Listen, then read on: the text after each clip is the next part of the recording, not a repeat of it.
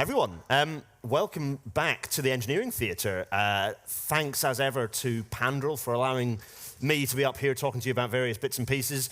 This time, however, I am absolutely delighted to be talking about a bit of a passion subject. I mean, all railway subjects are passion project, but this is a particular thing that I care deeply about, which is us carrying more stuff on the railways, more freight. And I'm delighted to have representatives both from the operator side, Kate Turner from DB Cargo, but also Chris Swan is joining us from Tarmac as a customer as someone who we desperately want to be bringing more of onto the railway, customers to carry more, to have more of their products being carried around. It's a delight to have you both here. Thank you so much for joining. At last minute, I must add, as I've caveated on every single session so far, Purda has slightly altered things, so apologies if your scheduled running order is a little bit different to the actual running order. We've had to do a little bit of improvisation to fix it, but Kate and Chris have both absolutely stepped up. So, I've been a bit provocative in my description of what this is about, in that we have, as an industry, as the industry looking in on itself, has been a bit, we're all about the passenger, putting passengers first. Now, whilst I can understand some of the well-meaning elements of that, it's a little bit alienating and potentially not so great in building the right behaviours for us being not a passenger-led railway, but a user-led railway, and users being, customers, if you like, being not just passengers, but actually freight. Rail freight, by the way, keeping the economy absolutely afloat, critical element in that. We don't even need to go in. We're all agreed on that point. There are challenges for the industry in terms of how freight gets on, both from a customer perspective as an operator. And I wanted to dig into that and kind of a frank conversation about, what are some of the opportunities, what are some of the problems, what are some of the solutions and the fixes. I think Chris, as an ultimate customer of the railway, I thought, firstly, an opportunity to talk about what does rail freight look like for Tarmac to start with, a bit about that story, and then maybe some of the key challenges you face, and then we maybe jump to Kate. Thank you, and thank you for the last-minute invitation, as you said. Look, for us, basing our logistics model around a kind of rail-led supply chain gives us great opportunity to... We can economically connect our major units into the heart of the cities. So if you think about our logistics model, it's the big economic drivers for us are the Tunsteads, your Mount Sorrels, big quarries, big cement plants, sending big trains into urban centres, into the big cities, potentially directly into the big projects if the project is big enough.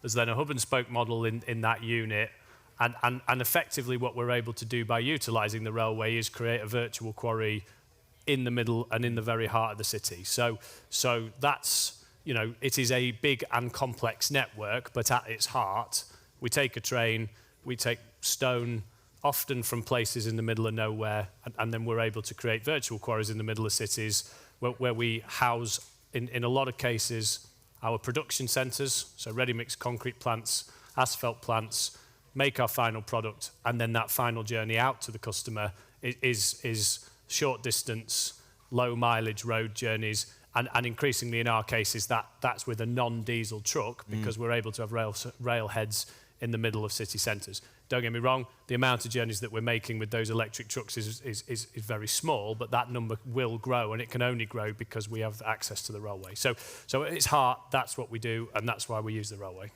And it sounds like, catch me if you don't agree, but it sounds a little bit like the picture you need there is you need reliability, and to an extent you also need responsiveness. It sounds, particularly if you're dealing with projects, those can be, there's a potential for the freight in an ideal situation, if you had the ability to have a responsive rail freight network, that would be useful for you and for the customers you have. So to talk a bit about that, about those two, about reliability first and foremost, but also about other factors that help.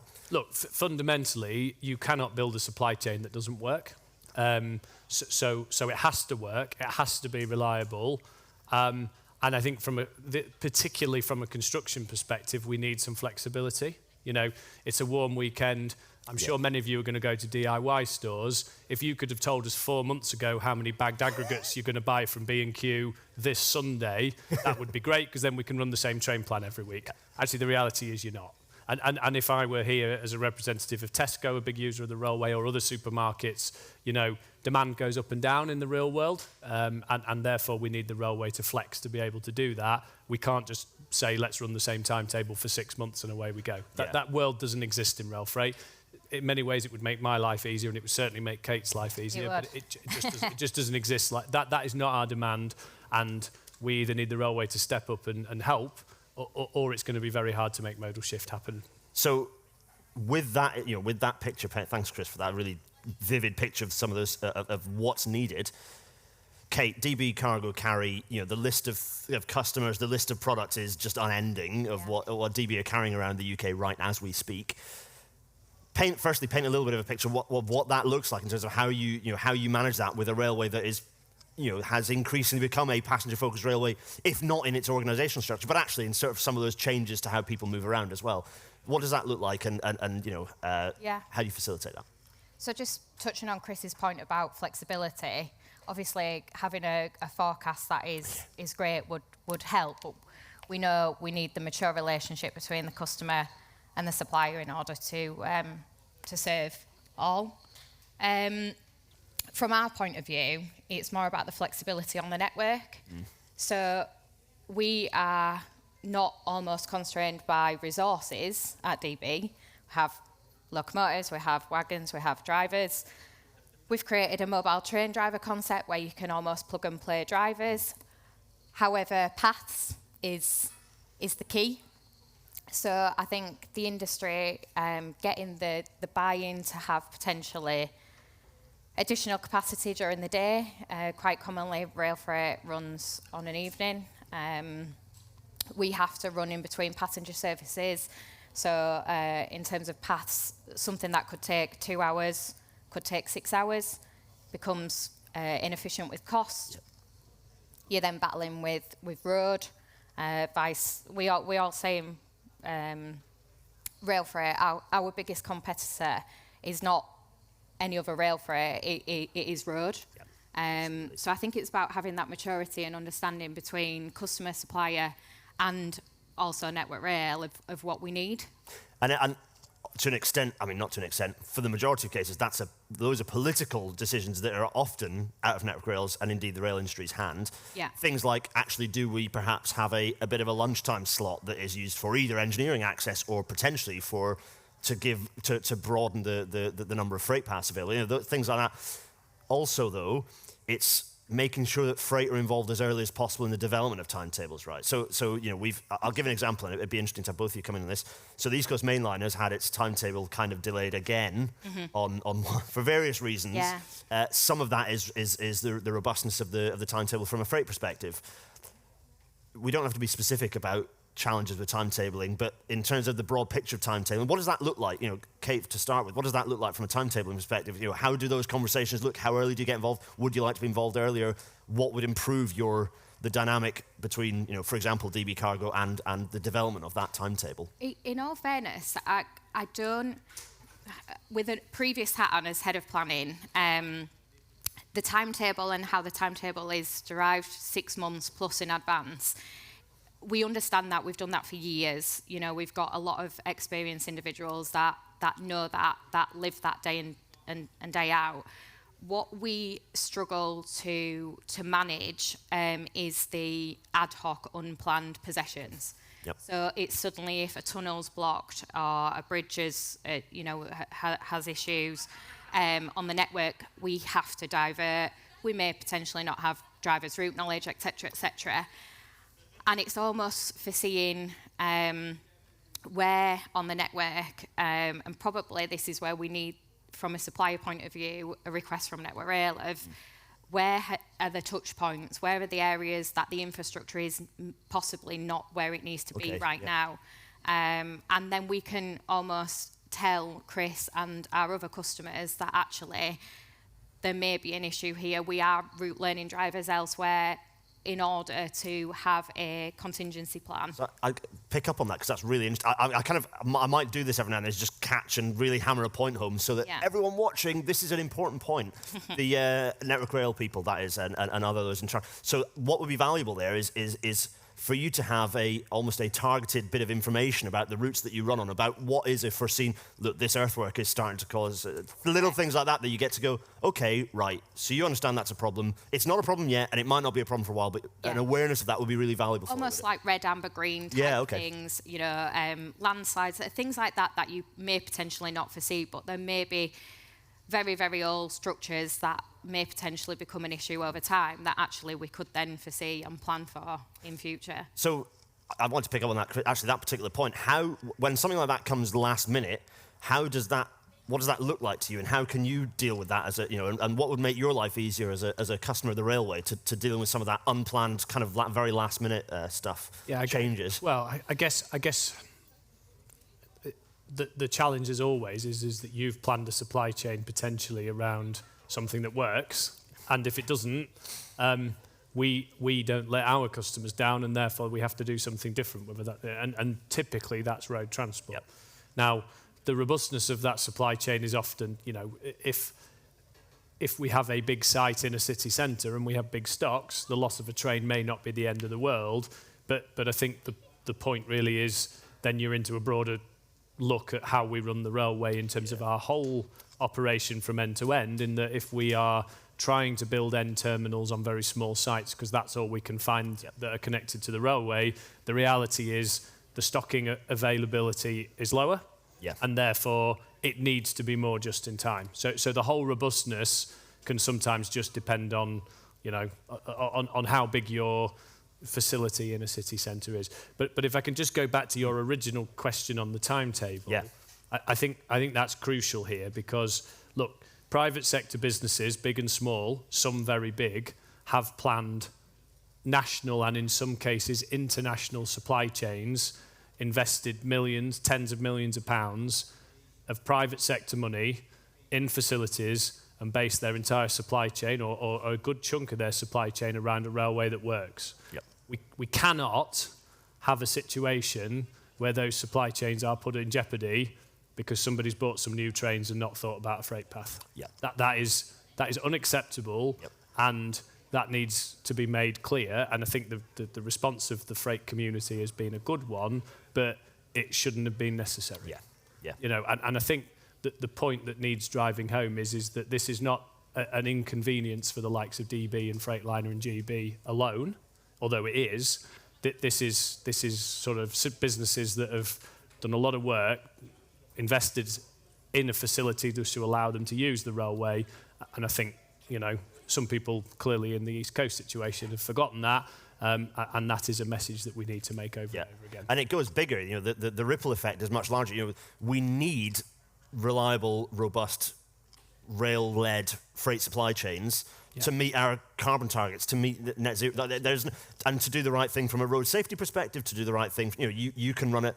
You know, as you said at the start, actually rail very neatly fits with the way that your supply chains work. So if it's done right, it gives you a better business. So, I think just to touch on that as well, we talked this morning, didn't we, actually?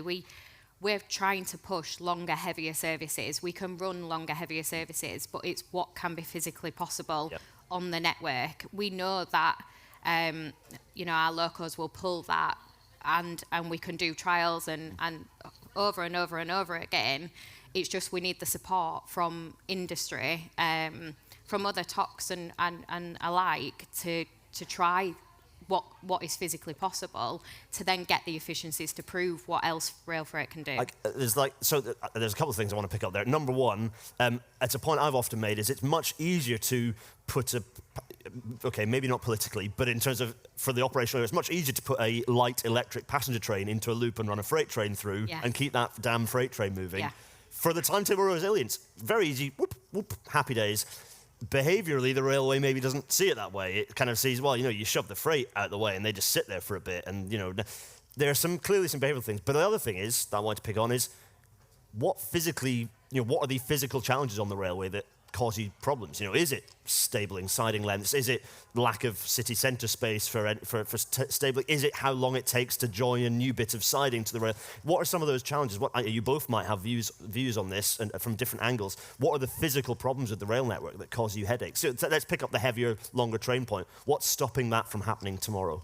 From a supplier point of view, it's the availability on the network. Okay. And actually, when Chris, for example, would like that train to arrive, if that train needs to arrive at 6 o'clock in the evening, then actually we may have had to depart, no matter where we are, a lot earlier than that during the day. So something that generally, as I've mentioned before, could take 2 hours, 3 hours, 4 hours, due to stopping in sidings, in terminals, or anywhere else that we physically need to, actually then, cost efficient wise, we then have that challenge.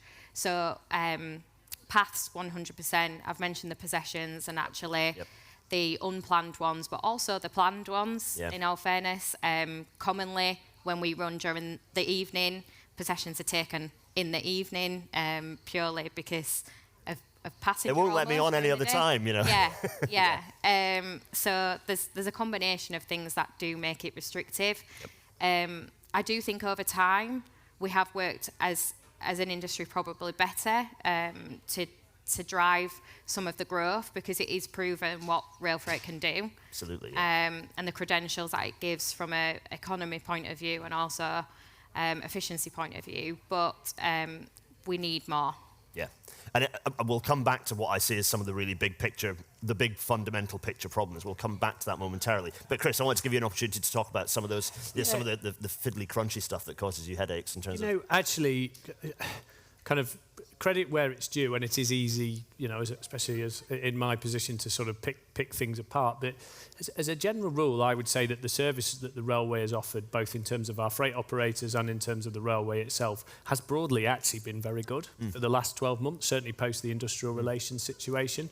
Yep. Could it be better? Yes, of course. But now, whether that's because the construction market's a bit soft at the moment, so perhaps we've not stress tested it as much as we might have liked. But there are always challenges, there are always frustrations, but the network that we have and the service that we get, it's credit where it's due, is broadly pretty good at the moment.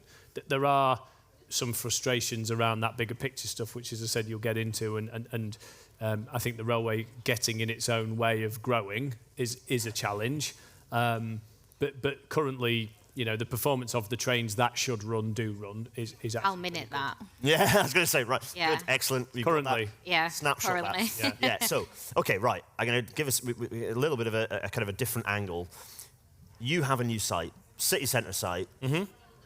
Where is that process? The process for you to go railway, I would quite like to have a new connection here, or perhaps a reinstatement of.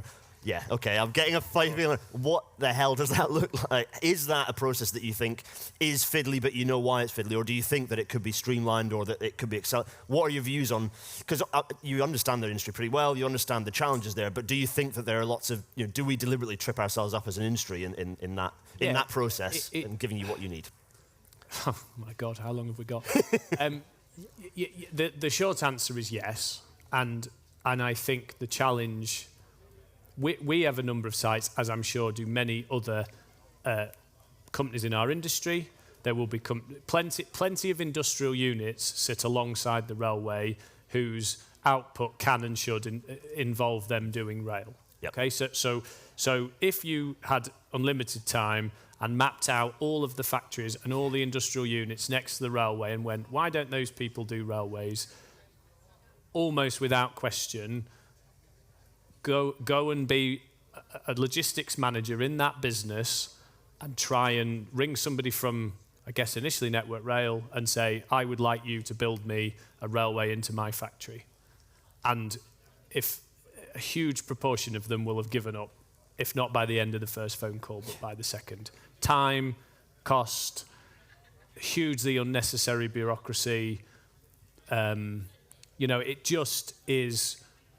totally, if you are not used to the railway, the process of connecting your industrial facility to the network is an enormous barrier to us growing rail freight in this country. Absolutely no doubt in my mind, and that is a shame, and I'd love to see it change. Yeah, I think as someone who has been on as an organisation, hand-holding organisations, I can say, for me as someone who knows the industry very well, navigating that is very, very difficult. Yeah. And it's not just okay, yes, there are obviously material challenges with making physical infrastructure appear and so on and so on. course. But that actually often isn't the biggest.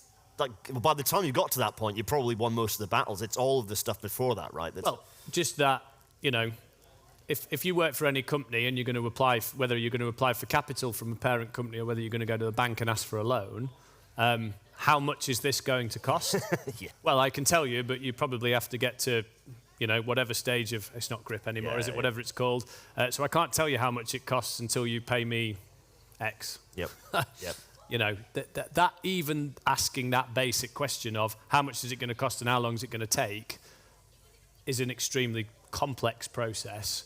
Albeit that's from creating a brand new terminal. Yes, absolutely. Yeah. If you've already got a terminal built that is rail connected, then actually getting a new service that has never run before It's very different operation. is very, very different in terms of it's doable. It is doable. Yeah. I was going to say, I don't want it to be doom and gloom. Like, clearly that's a challenge that needs to be overcome. It is 100% doable. And I honestly, I still say to this day that rail freight has some of the best people, some of the most dedicated people, and some of the most experienced people that will make it work.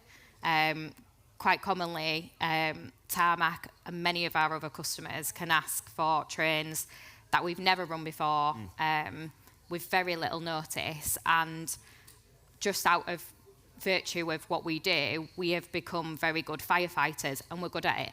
We will make that train run. It does sound like actually there's a closer integration between the freight operators and Network Rail in almost maybe not co-location situation, but a very close working of getting the really proactive Network Rail side managers and your teams who know what they're doing. Actually, some closer working might help with some of the other opportunity creation as well. Don't get me wrong, as much notice as possible does help.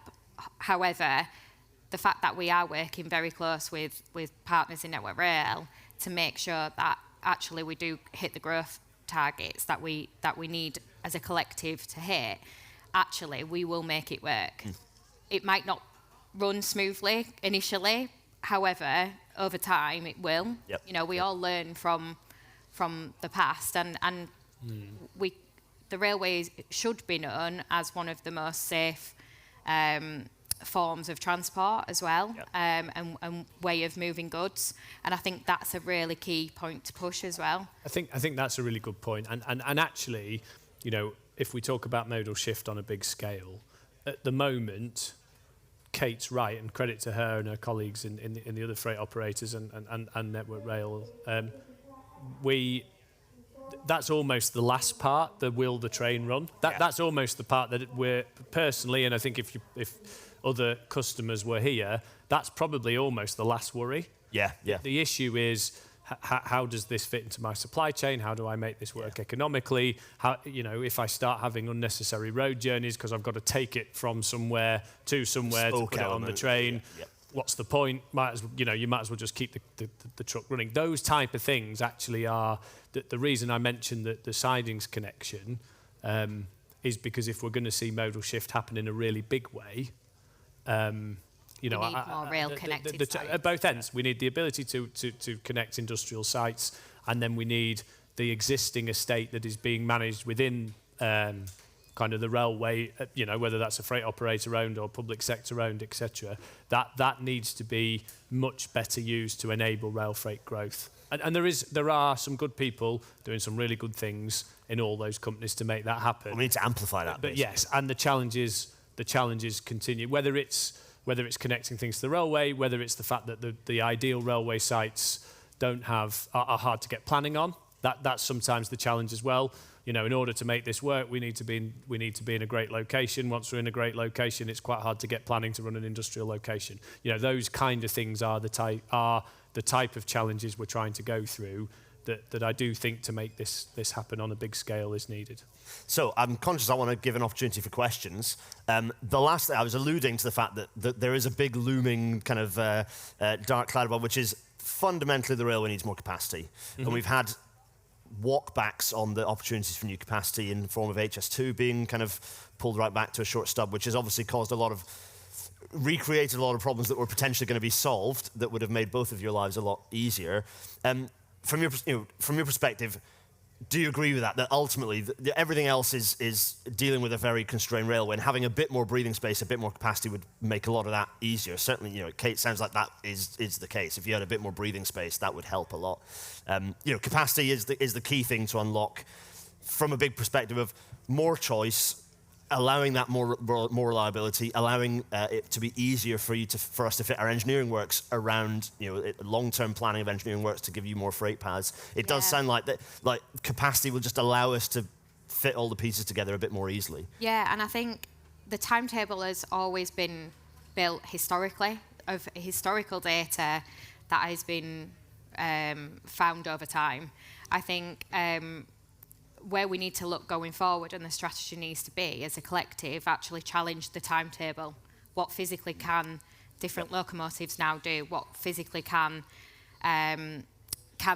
both TOCs and FOX do as a collective more maturely? Yep. Perfect. Any last words, Chris, before we open to questions? So the only thing I would say on the capacity point is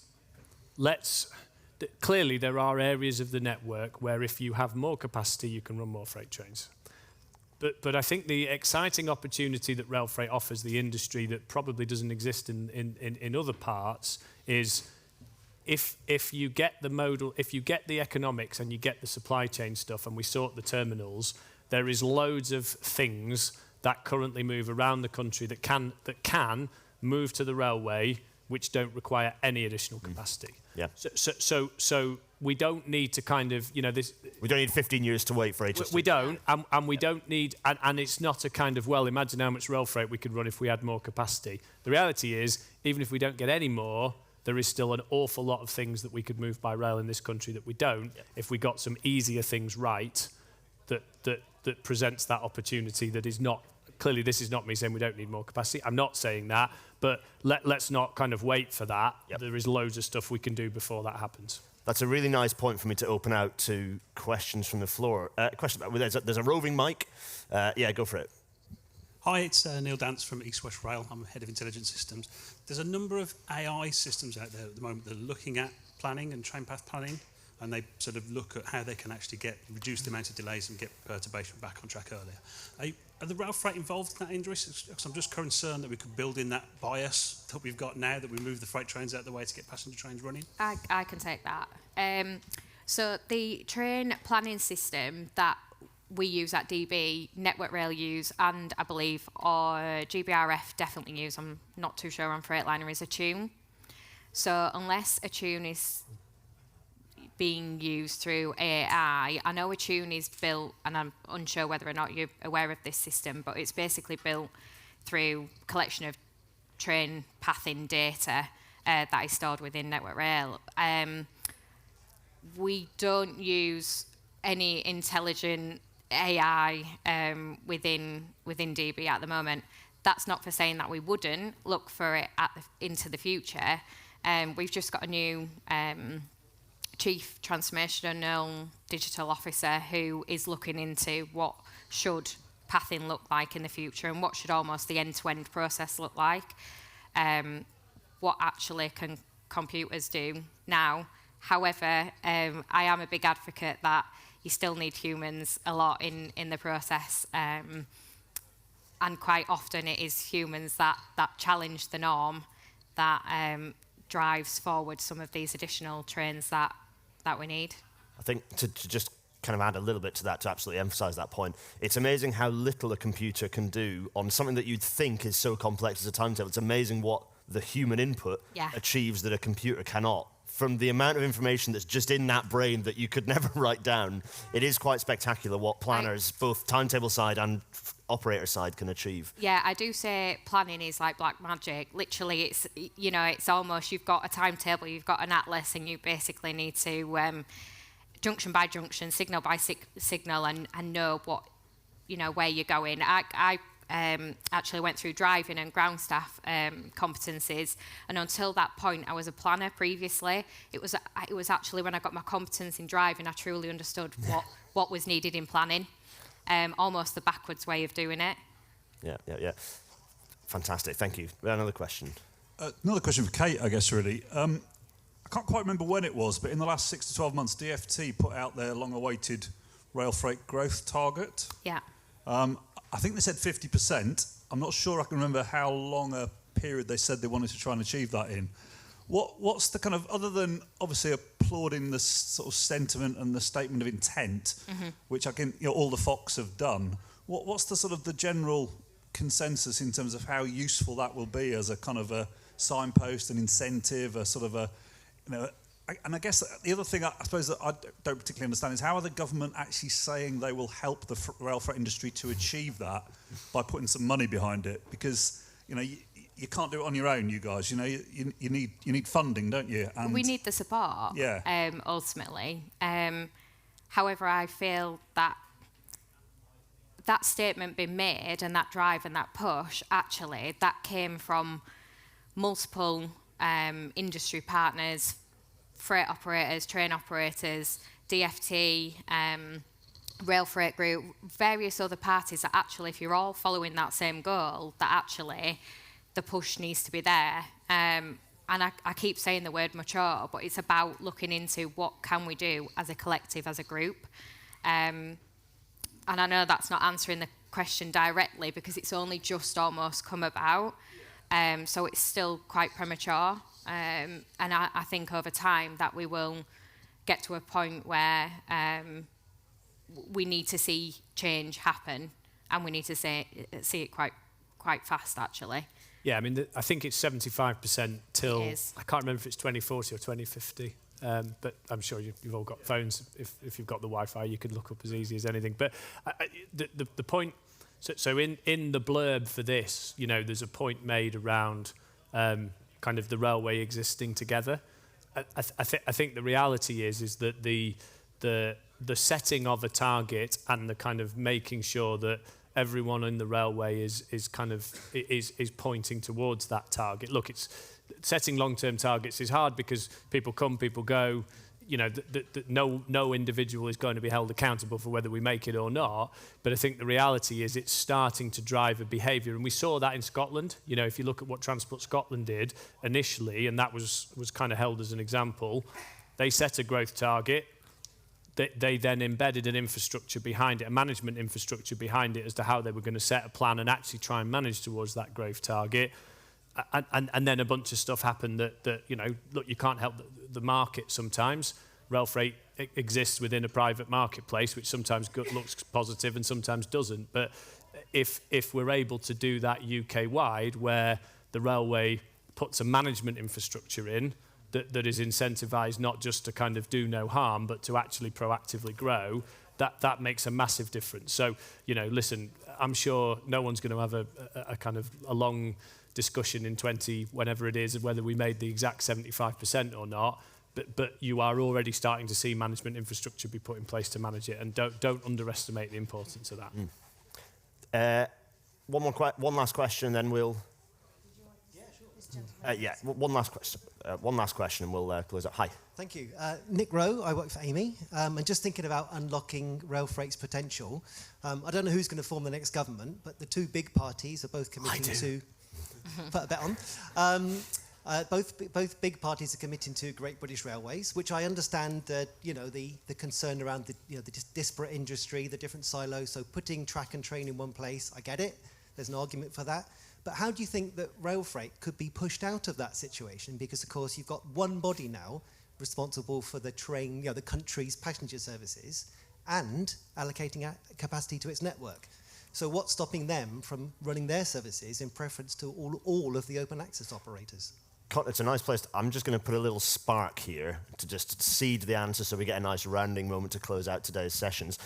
Incentives. Getting the incentives right is my view of how we deal with that. Because if we've got the target, surely that allows us to make sure that freight can't be edged out, because otherwise you ain't hitting the target. That's my view. Mm-hmm. What do you think?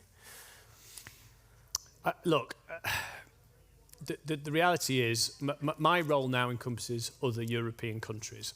And I think sometimes we are rightly hard on ourselves at the things we don't do well. And the cost to run the railway is obviously one of them. But I actually think the rail freight model is pretty good here. Okay, you've got a kind of neutral state operator of the infrastructure, and then private sector railway companies, and ultimately businesses like my own, who are actually the people using the trains, deciding whether the colour of the loco is blue or red or yellow or green or purple, whatever. And actually, when you look around other places, I've yet to see a model that allows the customers to have better service because you've got a better choice. And the reason you've got a good choice is because you can hold your operator to account within that kind of neutral state infrastructure. So actually, that's hard won. The protections on which those freight trains have got on the network are hard won. And within any new kind of railway structure, I think there is, everybody wants it to become more efficient, but keeping those hard won protections that the freight companies have got is something worth keeping, because we have a model at the moment that we could have gone on for another hour around the things that we could do better to make modal shift happen. But the reality is that, you know, where rail freight exists in this country, it exists within a pretty good model. So I suppose in a kind of pretty bland, neutral way, my comment would be that there is clearly some risks, and rail freight doesn't want to be seen to be blocking perceived progress, but it is also remembering where we've got a pretty good model as it is, and defending that is not a bad thing if you think you've got a pretty good operation at the moment.